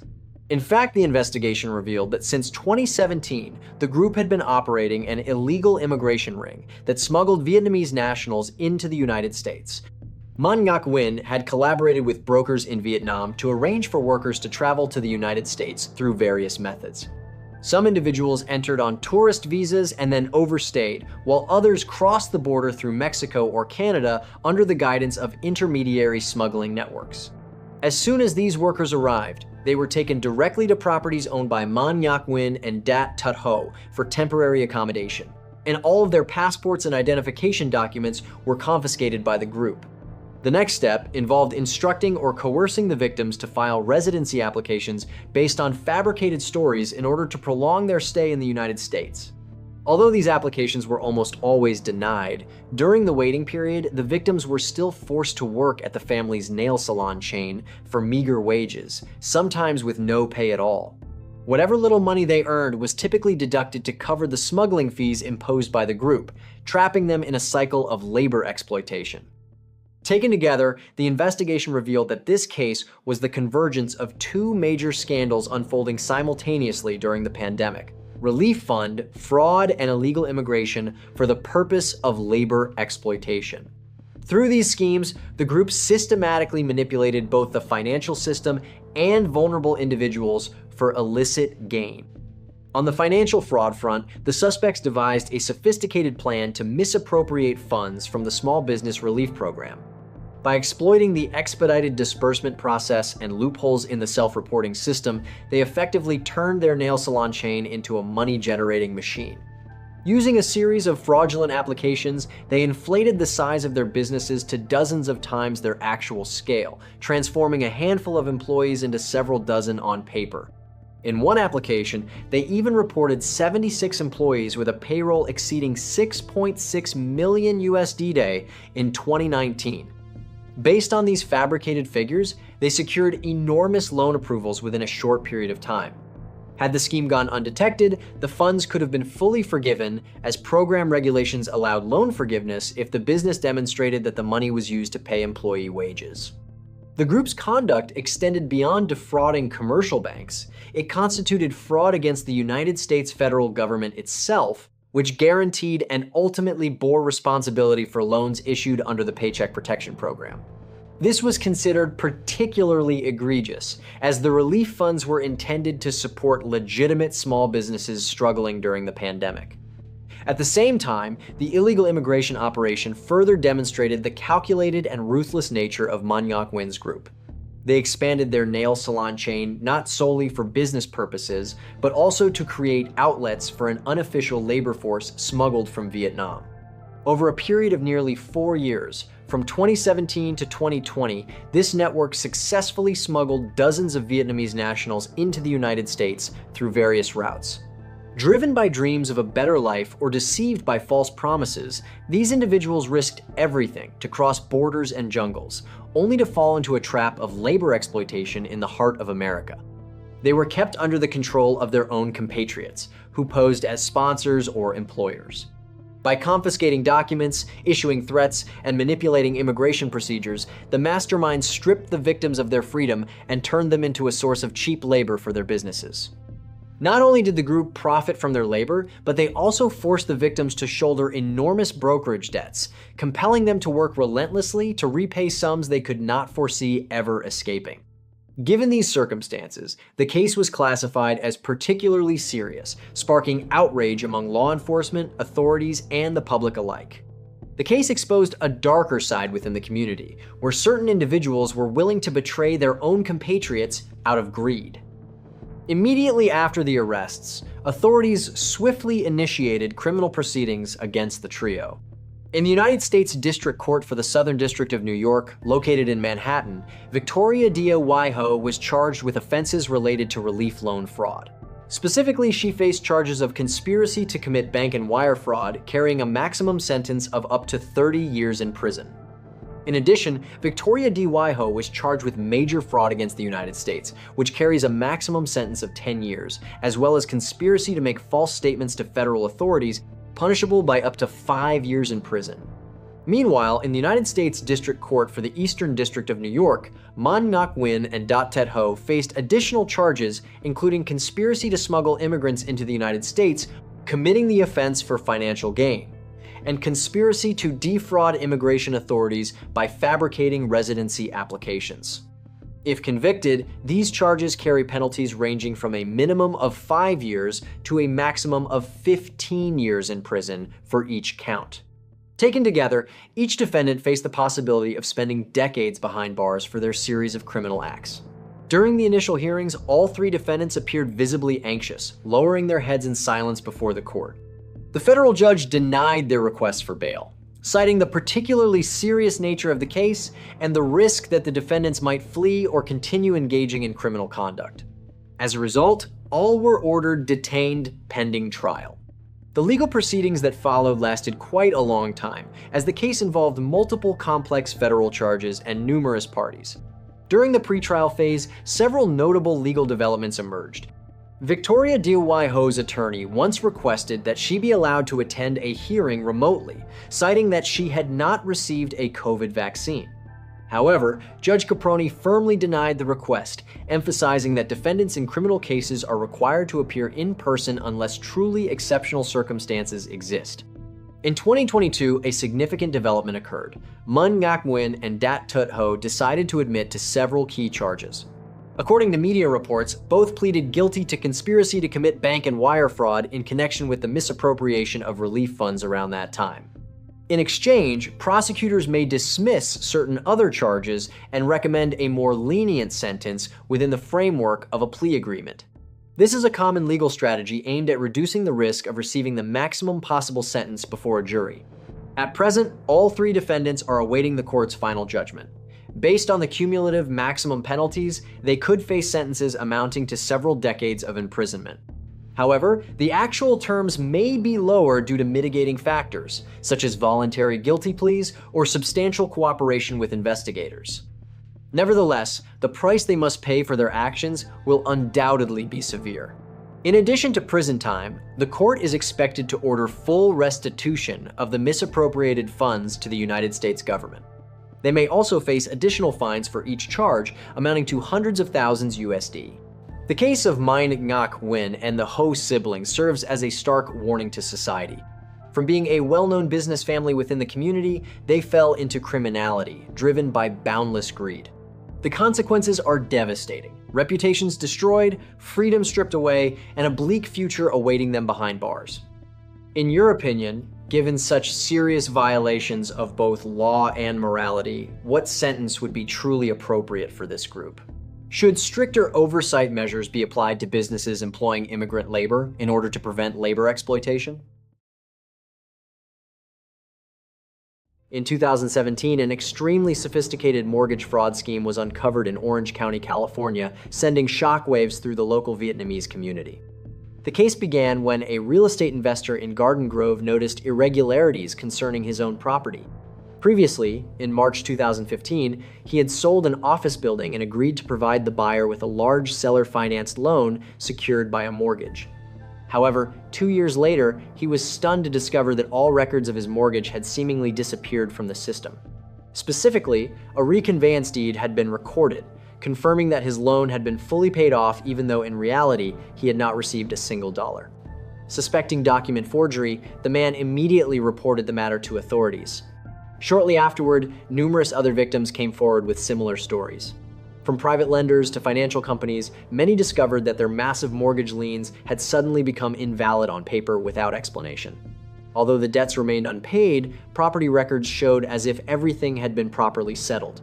These suspicious coincidences compelled Orange County authorities to launch a criminal investigation. The Orange County District Attorney's Office mobilized its real estate fraud unit, working closely with police departments in the relevant cities. From that point on, the veil of mystery was gradually lifted, revealing a mortgage fraud ring whose scale and sophistication were astonishing.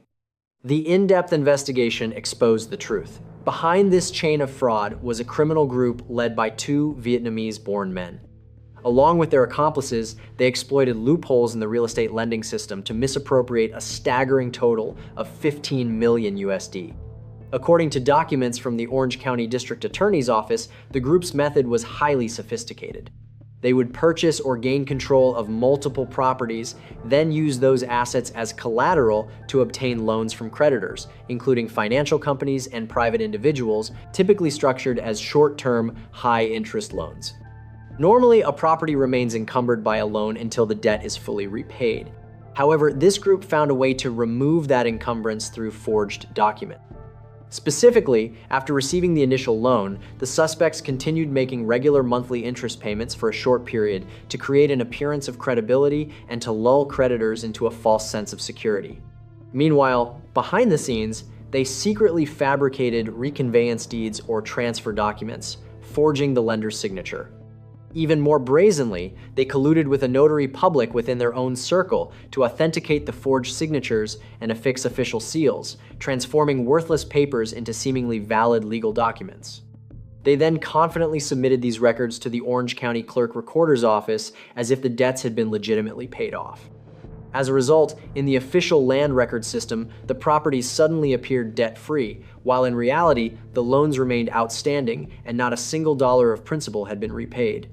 Once the property titles had been cleansed on paper through these deceptive tactics, the suspects immediately moved to the next step of their scheme, using the same properties to secure a second loan. According to prosecutors, the group leveraged this fabricated clean title status to persuade new lenders to provide funding. Believing the collateral was entirely unencumbered and free of prior debt, the second lenders readily agreed. Through this scheme, a single property ended up burdened with two massive mortgages, while the lenders remained completely unaware that they had been deceived. In some instances, the money obtained from the second loan was used to finance the purchase of another property, sometimes through a straw buyer. On the surface, these appeared to be independent transactions, but in reality, they involved collusion with the seller to inflate prices or legitimize the flow of illicit funds.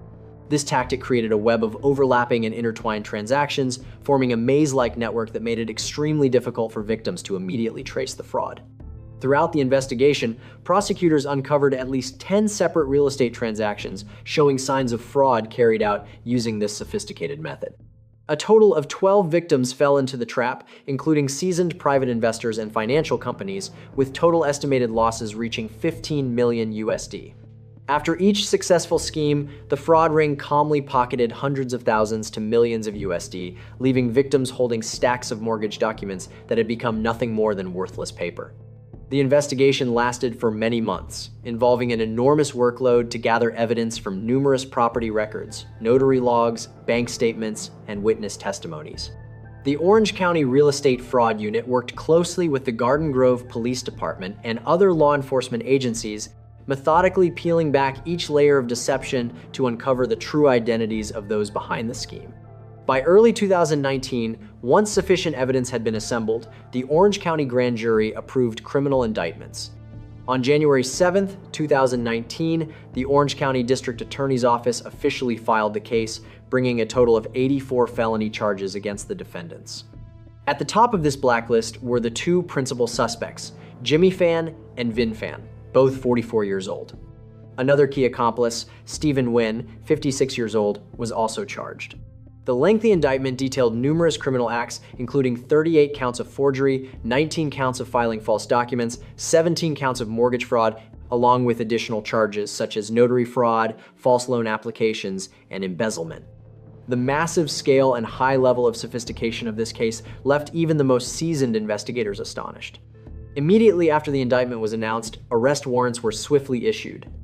Jimmy Phan, one of the two ringleaders, was apprehended when Garden Grove police conducted a surprise arrest in mid-January 2019. When he first appeared in court on January 18, 2019, in a courtroom at the Orange County Jail in Santa Ana, Jimmy Phan appeared calm and firmly entered a plea of not guilty. The court decided to maintain his custody status and scheduled the next preliminary hearing at the West Justice Center in Westminster just days later. Given the seriousness of the charges and the substantial financial losses involved, prosecutors also filed a motion to increase his bail amount in order to reduce the risk of flight.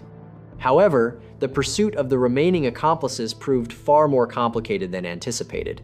At the very moment Jimmy Phan was placed in handcuffs, the other two names, Vinh Phan and Stephen Wynn, had already vanished from their residences. Recognizing clear signs of flight, authorities immediately issued nationwide arrest warrants and notified federal and international law enforcement agencies to block any possible attempts by the suspects to flee overseas. According to investigative records, police considered Stephen Wynn to be particularly cunning. He appeared to have anticipated the risk and prepared a safe exit plan in advance. Meanwhile, Vinh Phan, Jimmy's key co-conspirator, despite his efforts to hide, was ultimately unable to evade capture. After relentless tracking efforts, investigators eventually located Vinh's hiding place. Although details of the arrest operation were kept confidential, informed sources confirmed that he was apprehended and extradited back to Orange County to await trial sometime before the end of 2021. As for Stephen Wynn, his case remains a true enigma that has troubled law enforcement. Despite his name being placed on watch lists at border crossings and airports, he has, to this day, remained completely unaccounted for. As a result, the case file concerning Stephen Wynn had to be separated and temporarily suspended until his eventual capture. Many sources speculate that this seasoned fox managed to flee abroad, possibly returning to Vietnam or escaping to a third country, seeking to exploit loopholes and the complexities of international extradition procedures for financial crimes. Authorities are currently urging anyone with information regarding the whereabouts of Stephen Nguyen to immediately contact investigators so that this alleged fraudster can be brought to justice. According to investigators, Jimmy Phan and Vinh Phan were identified as Vietnamese-born businessmen residing in Orange County. Although they shared the same last name, sources confirmed that they were not related by blood, but merely partners in crime. What they had most in common was their deep understanding of the real estate market and the complexities of mortgage procedures. It was likely this knowledge that became the powerful tool enabling them to orchestrate a sophisticated fraud scheme that lasted for years. As for Stephen Nguyen, he was considered the mastermind, directing the operation behind the scenes, and played a crucial role in forging documents. Several notarized records and fraudulent reconveyance deeds bore the certified signature of a notary with the surname Nguyen, most likely Stephen himself or someone acting under his direction. It can be said that Stephen Nguyen possessed extensive knowledge of legal procedures and exploited every loophole to serve his illicit purposes. The fact that he has managed to evade capture despite an intense manhunt suggests meticulous planning. It is also highly possible that he accumulated substantial financial resources from previous successful schemes to fund his escape. All three defendants faced an extensive and severe list of charges. Under the weight of overwhelming evidence, on December 16, 2021, Jimmy Phan and Vinh Phan ultimately pleaded guilty. The admitted charges included grand theft, mortgage fraud, conspiracy to file false documents, along with sentencing enhancements related to large-scale financial fraud. By pleading guilty, the two defendants officially acknowledged their roles in orchestrating multi-layered, fraudulent schemes that caused significant financial harm to the community. According to sources, had they been convicted on all 84 original felony counts, the group could have faced several decades in prison. However, through plea negotiations, Jimmy Phan and Vinh Phan received a degree of leniency from the court. Looking back at the entire case, the staggering sophistication of this multi-layered fraud scheme becomes clear. In each transaction, the criminal group staged a perfectly scripted performance on paper, from property purchases and loan agreements to making small, regular interest payments to build trust, and ultimately erasing prior loans in order to confidently secure new ones. This loan-on-loan tactic not only allowed them to deceive victims, but also placed lenders in direct conflict with one another. The same property was pledged as collateral to two different creditors, each holding documents that appeared to legally validate their claims. When the truth came to light, both sides were left stunned and drawn into exhausting legal battles. Who, in the end, held the legitimate priority claim to the property? One of the most notable examples of this legal entanglement was the dispute between Premier Liberty Development and Velocity Commercial Capital, revolving around an office building located on Harbor Boulevard in Garden Grove. Premier Liberty, as the original seller and lender, was alarmed to discover that its 1.55 million USD deed of trust had been fraudulently reconveyed. Meanwhile, Velocity, the second lender, was equally convinced that it held a valid 1.33 million USD mortgage on the very same property. Ironically, both parties were victims, yet they were forced to confront each other in court to determine who held the lawful rights amid the tangled web of overlapping records left behind by the fraud ring. Although the ringleaders were eventually captured and held accountable, the severe financial and legal repercussions of the scheme continued to linger. Many victims were left financially devastated, while others struggled through prolonged litigation in a desperate attempt to recover some portion of their assets. Companies faced pressure to explain losses to shareholders, and individual investors fought to rebuild their lives after an overwhelming shock. Beyond the financial damage, the case significantly undermined public trust in the real estate transaction system. Many questioned how forged documents could so easily bypass oversight mechanisms. In reality, the case exposed a serious vulnerability in the notarization and property record management process. With the complicity of a corrupt notary or the use of convincingly forged documents, criminals were able to manipulate the system in the absence of stringent verification safeguards. As for the authorities, even after the case was concluded, they continued to face the complex challenge of remedying its consequences. The Orange County District Attorney's Office stated that it had to petition the court to void all fraudulent documents created by the fraud ring in order to restore the original legal status of the affected properties. This process was far from simple, as each property was entangled in multiple overlapping transactions and involved various third parties.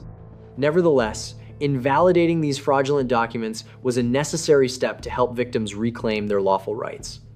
At the same time, civil courts have been working to address numerous lawsuits filed by victims seeking compensation from the fraud ring or related intermediaries. Overall, this case is considered one of the largest real estate scandals ever to occur within the Vietnamese community in Orange County, leaving behind painful lessons about greed and complacency in the face of legal loopholes. Observers noted that the scheme orchestrated by Jimmy Phan and his accomplices was by no means a spontaneous act. It was a carefully calculated plan, executed methodically and systematically over several years. The overheated real estate market during that period may have inadvertently created the perfect smokescreen, allowing the group to continuously rotate capital and carry out their fraud without immediate detection. It was only when multiple victims came forward simultaneously that the scattered pieces were finally connected, revealing the full picture of a large-scale fraud empire. After more than 3 long years since the initial indictment, the case against Jimmy Phan and Vinh Phan finally reached its conclusion. On December 16, 2021, standing before the court, both officially pleaded guilty. This was likely a calculated move to seek reduced sentencing and avoid the risks of a prolonged and unfavorable trial. Although the judge initially scheduled sentencing for early January 2022, certain legal procedures caused a delay. It was not until May 12, 2022, that the final judgment was delivered at the Orange County Superior Court, sentencing each defendant to 7 years in prison. The sentence not only reflected the serious nature of their crimes, but also aligned with the previously negotiated plea agreement. Under California law, a 7-year prison term for financial crimes is considered a substantial penalty. This ruling sent a strong message, demonstrating the court's determination to deter anyone contemplating gaming, the legal system, and the real estate market. At that pivotal hearing, the two defendants displayed completely contrasting attitudes. While Vinh Phan remained quiet, cold, and largely expressionless, Jimmy Phan's defense attorney stated that his client showed deep remorse for his actions. Whether those belated apologies were a final attempt to seek leniency, the 7-year prison sentence made clear that the price they had to pay for their boundless greed was steep. In addition to their prison terms, both defendants are certain to face substantial civil judgments requiring restitution to the 12 victims. Although recovering the full 15 million USD is nearly impossible, the court most likely ordered them to repay a portion of the misappropriated funds as a mandatory part of the sentence. With the ruling issued in May 2022, if they comply with prison regulations, Jimmy Phan and Vinh Phan may be eligible for sentence reductions under California law applicable to non-violent offenders. This means they could potentially serve only 3 to 4 years in actual custody. However, even if they are eventually reintegrated into society, the stain of their criminal convictions will remain permanently on their records. Meanwhile, the legal chapter concerning Stephen Vinh remains a major unresolved question. As he is still at large, his trial cannot proceed. His case file currently remains open-ended, awaiting the day of his capture. This shocking fraud case ultimately concluded with prison sentences for the two masterminds and a fugitive life for their accomplice on the run. More importantly, it left behind profound lessons about how unchecked greed and calculated manipulation can severely undermine and exploit the financial system. At the same time, it serves as a firm reminder to authorities to strengthen oversight mechanisms and close systemic loopholes to prevent similar fraudulent schemes in the future. We hope today's story helps you and your loved ones become more vigilant against the sophisticated financial traps that may be lurking out there. If you know any additional interesting details about this case, feel free to share them in the comments below. And don't forget to support Vietnamese case files by liking, sharing this video, and subscribing to the channel to continue exploring gripping real-life cases with us. For now, goodbye, and we will see you in the next episode.